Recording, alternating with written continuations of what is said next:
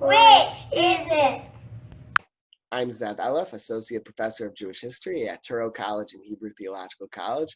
And today I'm joined by a good friend, Professor Kimmy Caplan, the Rabbi Moshe Chaim Lau Chair for the Study of Leadership in Times of Crisis at Bar Ilan, and someone who has done much work both on scholarship of Orthodoxy in Israel and in America.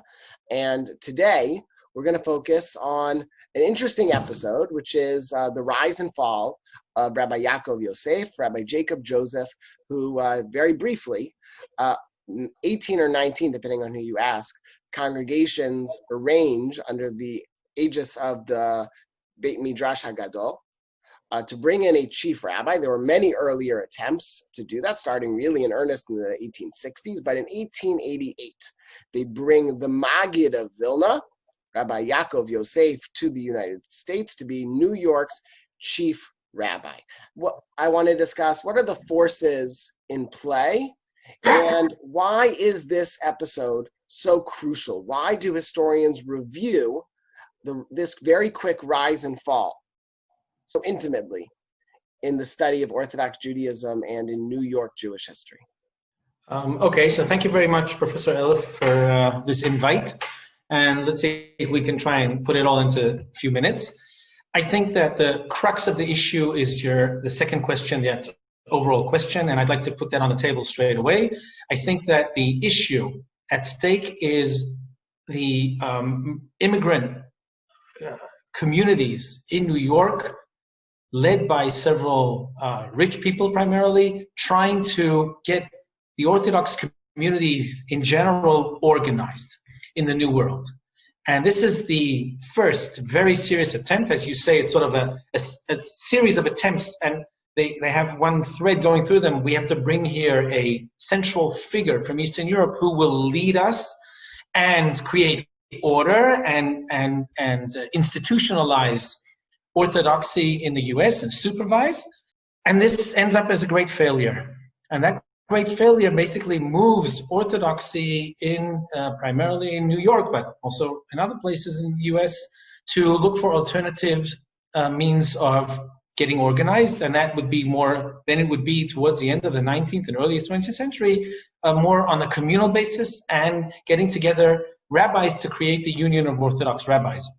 So this is a huge first attempt, a huge failure, and it's important because it does lead to a second phase, possibly a third one would argue maybe later on, that really creates a much more organized Orthodox camp in the US. So in Europe, there's a culture of the Chief Rabbinate and state-sponsored religion. Of course, there is no such institution in the United States. This would be voluntary opting into a, as you point out, a centralized figure, and he isn't accepted. Why not? So I think the first part of your point is very important to emphasize, and that is that in many communities in Eastern Europe, again, with many nuances, the kehillah, the community, is a legal institution, and it has legal power from the state. In the US, separation of religion and state, that legal power and authority does not exist. So you're trying to look for some alternative.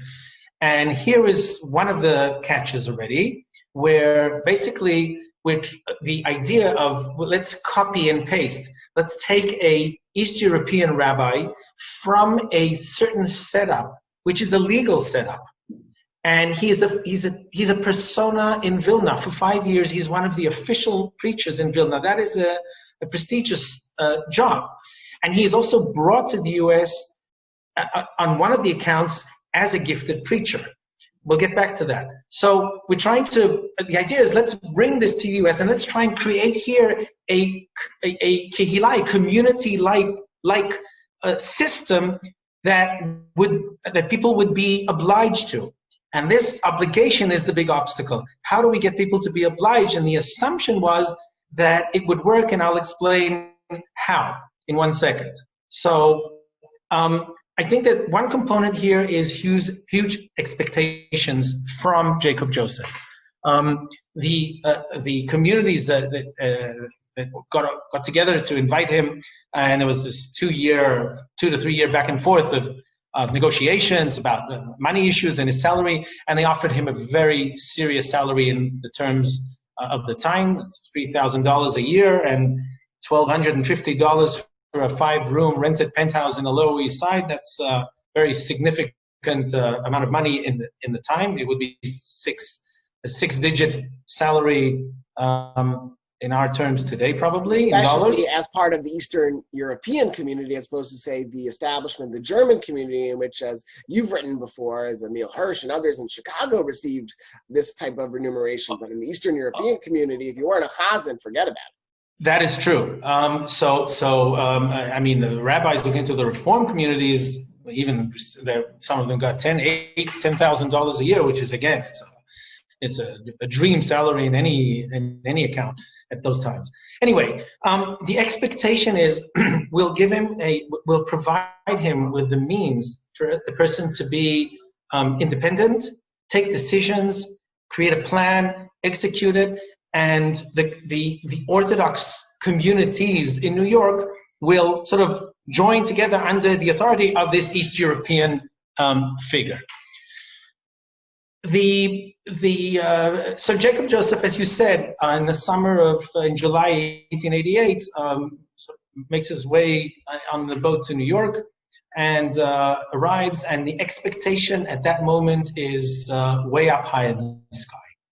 And he's welcomed with much gratification, much respect, much expectation. He gives his first sermon in the Lower East Side in the Beit Midrash Gadol, and people are pounding on the doors. The police have to come in order to create order there, because people really want to hear that. I mean, some of them remember him from his high day in Vilna or earlier. So this is a moment of a lot of emotions, a lot of expectation, and okay. Now, from this point, and this is sort of this is the irony of the tragedy, this is probably the highest point of his career in America. It's about the month or two after his arrival. And from then, we start going downhill until his funeral in the end of July 1902. And the forces are very strong. So let's start. Jacob Joseph comes. He finds that the kosher meat business has no rules and regulations. Anyone and everyone does whatever they wish. And in the U.S., unlike in other organized communities, again with legal implications, anyone can write a sign kosher and put it up in his store. That's not illegal. And it's your choice to either believe or not, or to ask me. The word is a word. You're allowed to use it. So we have to create rules and regulations here. And he sets up a rabbinic court, a Beit Din, and they're trying to make order. And one of the main plan is to raise the price of kosher meat by 1 or 2 cents, and taking that extra cent or two, we're talking about hundreds of thousands and then maybe millions who would consume kosher meat, arguably, and that would go to the general, the collective bank account, if you wish, and that would provide us the means to supervise and enforce rules and regulations. That was the assumption, and that first assumption did not work on 2 accounts. Immigrants are people who are hard-day workers. They put together their money with a lot of sweat, and for them to pay another cent or 2 or 3 on a chicken means a lot. And if the store next door has a sign which says kosher and the chicken costs 24 cents instead of 26, that's a difference for an immigrant who's experiencing hardship. So that's one downfall. The other one is those who are running the business, the slaughterers and the butchers and so forth. because their business volume is going down. Because if my price is 26, and again my neighbor is selling the same thing for 24, less people are buying in my store. They're going to him, and they're starting to lose income. And this is it has its toll on them. And as early as January 1889, which is around 4 months after Jacob Joseph arrives, there is a huge demonstration against him. And the signs at the demonstrations they call him the $5,000 rabbi because of his salary and rent and so forth. And they're basically trying to say, I'm sorry, we're not going to be a part of this because we are losing our business or losing in our business. So the first force against him is butchers and slaughterers. Focus squarely on the economics, and of course, we talk about expectations, but also the perception of who he is. The $5,000 rabbi, this man is a greedy money man. It's feeding into certain anti-Semitic tropes as well. Exactly, and that will also lead to criticism. I'll get to that in a moment, to criticism from other circles. So the first circle is, as you say, the economic circle, absolutely, but it doesn't end there. There are several Orthodox rabbis in New York who are not willing to accept his authority. And they're basically arguing that America, unlike Eastern Europe, anyone can be a rabbi, and anyone has a title, and the community will accept him, and the butcher will accept his authority. Then he's there, and everything's fine. And I'm not obliged to anyone who calls himself the chief rabbi. I never appointed him, and he has no authority over me. One of them is a well-known story, painted out of his house. They call him the Rabbi of Moscow, Vidrovich. Had this painter put a sign outside of his house saying, the chief rabbi of New York. And when someone asked him, who appointed you? He said, the painter who painted the sign. I mean, so the second circle is a circle which has to do, it's also economics, but it's also an issue of authority, of Orthodox rabbis who are not necessarily willing to accept this whole deal. And they did not have to, because this was freedom of church and state. There was no state-sponsored religion. Completely. So here, this is within the Orthodox circle.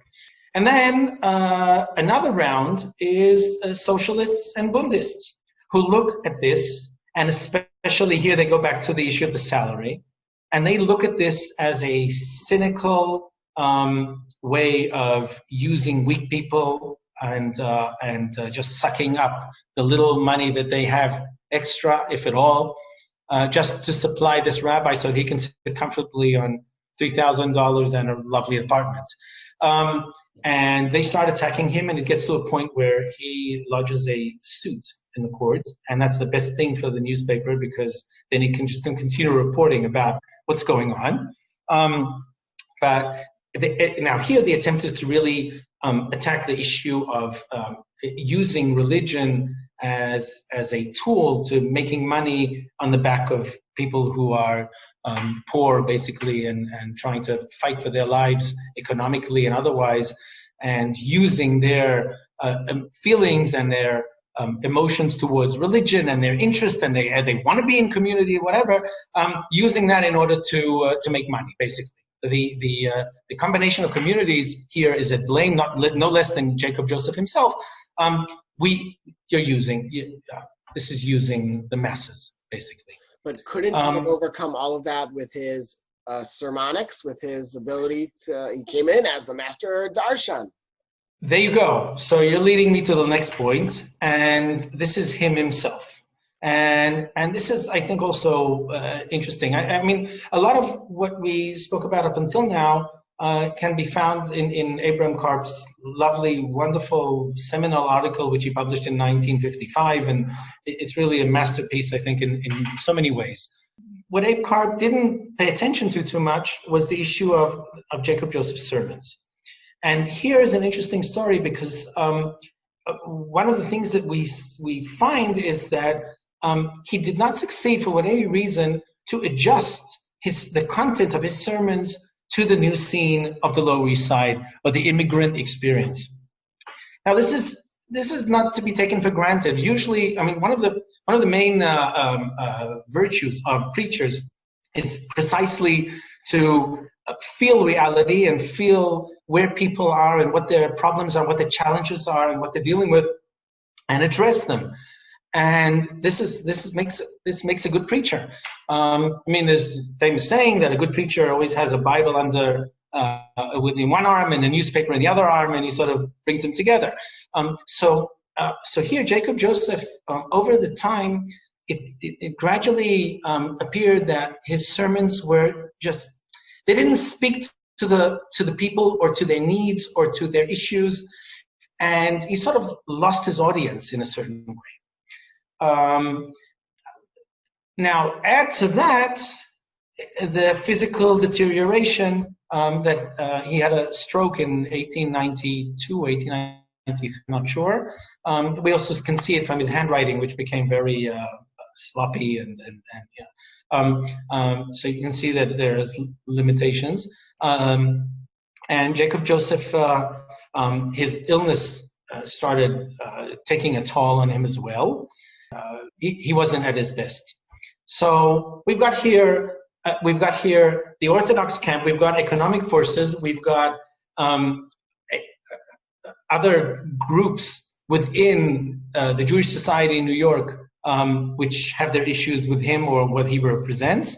We have him not succeeding to come through as a relevant preacher, and top it all is physical deterioration. That's why, as you point out, in 1902, when he is buried, about 140, 150 rabbis come together with a different model. Exactly. So one step before that, it's all an issue of timing. When he came to New York, his contract was for 6 years.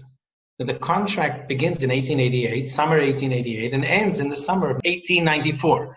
And this is already when he is sick, and it's rather clear that his whole endeavor is a failure, and they just don't renew his contract. And that's officially, that's as if the end of the story. But as you say rightly, so the end of the story is not there. The end of the story is in the end of July 1902. The day after he passes away, there's this funeral in New York. And surprisingly enough, the funeral has several tens of rabbis who came from cities all over the US to New York and want to ask themselves, how did they make it in time for the funeral? So the answer is very simple. They congregated in New York. This was planned ahead of time, so it happened, to meet a day earlier in order to discuss the issue of how are we going to get Orthodoxy organized? And it so happens that they fall onto his death and his funeral. And this is, I think, a huge catalyst, this meeting of situations that leads to forming the Union of Orthodox Rabbis, which is basically based on communal activity and of rabbis, of putting together a group of rabbis and joining them and creating rules and regulations that would apply to everyone, and everyone would try to bring them to their community.